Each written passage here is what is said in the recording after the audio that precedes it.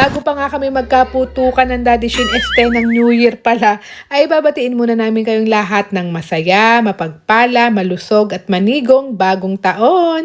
Naway lahat ng dreams natin ngayong 2025 ay matupad na. May sakit yung bunso ko kaya hindi na muna kami nagsama-sama ng bayaw ko at ng pamilya niya.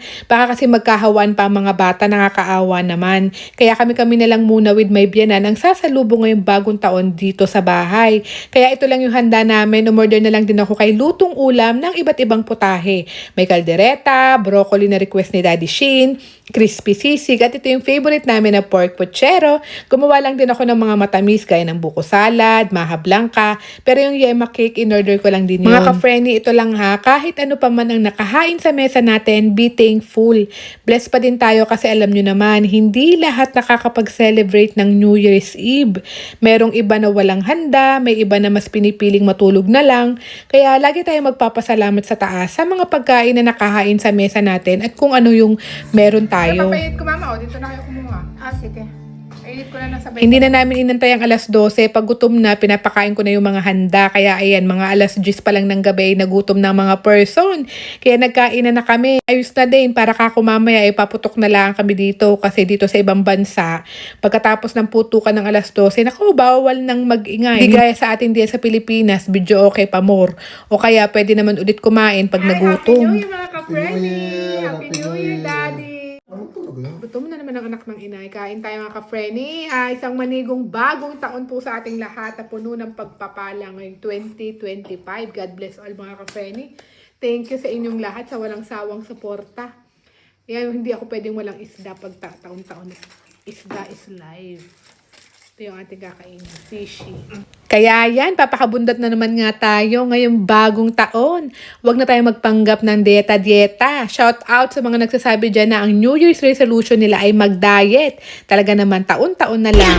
Nako, kaya ako hindi na ako nagsasalita ng ganyan kasi alam ko namang hindi mangyayari iyaw. Yan nga mga ka-frenny, gutom na naman nga ang anak ng inay kaya titimus ako ng mga handa namin. Kaya tara na, kain tayo.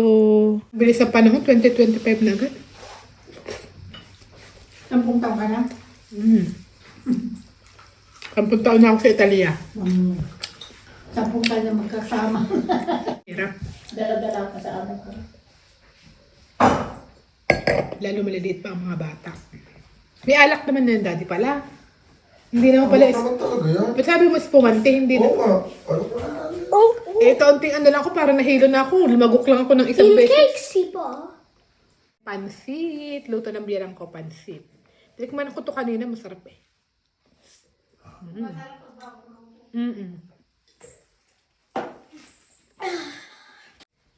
Okay. Taputi pa. Yata. Itong maha. Maha na hinalo ko ng hinalo.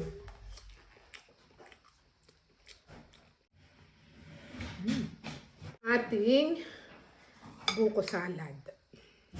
Wait. Ayan.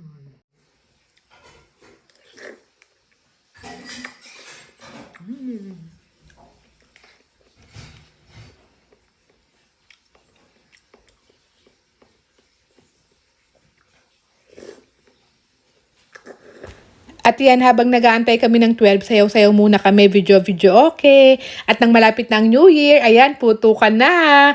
Putukan na sa labas para safe. Charot. Happy New Year mga ka-friendly and keep safe. A la próxima. Ciao.